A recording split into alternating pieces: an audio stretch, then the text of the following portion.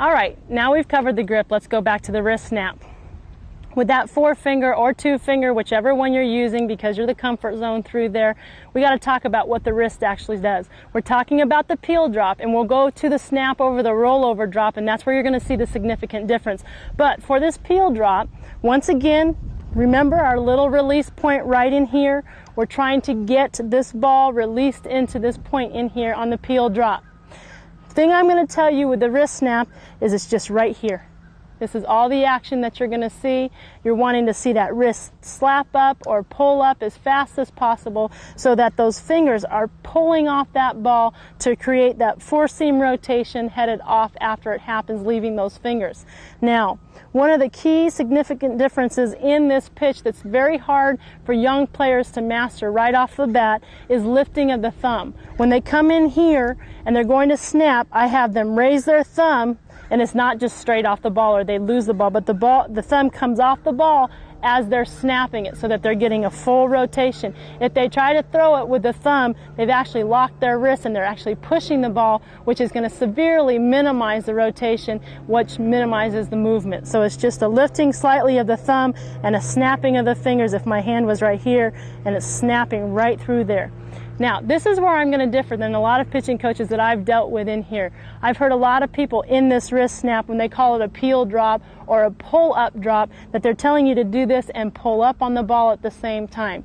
I take that completely out. It's nothing that I've ever had or experienced any success with. I'm not saying it can't work. It's just not something that I've ever seen work or work as accurate or as good as what I can show you. And by doing that, we move right smack into the body angle.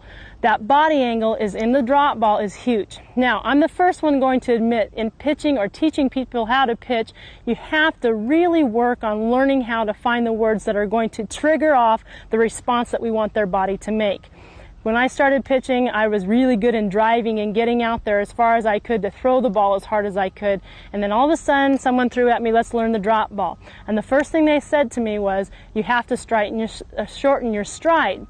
In doing that, I would shorten my stride and I'd take my whole motion. If my normal push-off motion was really explosive and really getting out there to throw the ball, and now they told me on this drop ball I had to take my normal stride right here and shorten it, I got to be where I was very compact and I would never really push and ever cover any ground to get that. In playing and experimenting and really watching a lot of pitchers, what I have learned in coaching somebody is we talked about getting their chest over their toes. My father was the one who came up with that for me and said, get your boobs or get your chest over your toes in throwing that to get that body angle. So let me show you what it looks like from the side. I'm still driving as hard as I can, and as I drive as hard as I can out here, and I'm working on getting my chest over my toes, I'm throwing my chest, boom, right over my toes as I come right through here for that peel drop, okay, or the over-the-top drop. That angle is going to be the same, but my chest is over my toes. Notice that this part of my body is fused together. You're not seeing my butt throw backwards or push backwards. It's nice and in here angled, and my chest is over my toes. Okay, or I am on what I'm going to tell you is get on top of the ball. Here I am on top of the ball, my shoulder's over it, everything is over my release snap, and I'm in here. Now, let's think about that. Someone told me to shorten my stride. I would get all compact in here, not be able to do it. Somebody said to me, get your chest over your toes. I would drive as hard as I could, which I wasn't able to master when someone was telling me to shorten my stride, and I'd work on getting my chest over my toes. There's no way I could get my chest over my toes without shortening my stride. And the only reason I make this point to you is it was the exact same body or movement that they were wanting me to get to master or learn how to do to be able to learn the drop ball. But for me, it was just a matter of finding a different word to be able to really make or unmake my body understand what my brain was telling it to do. So you definitely have to shorten your stride, and that's the exact opposite of the rise ball. But let's take that one point A, point B again. In a rise ball, we're going point A to point B, and all we do is flip-flop that now for the drop ball. Point A to point B. Okay, excuse me, point A to point B.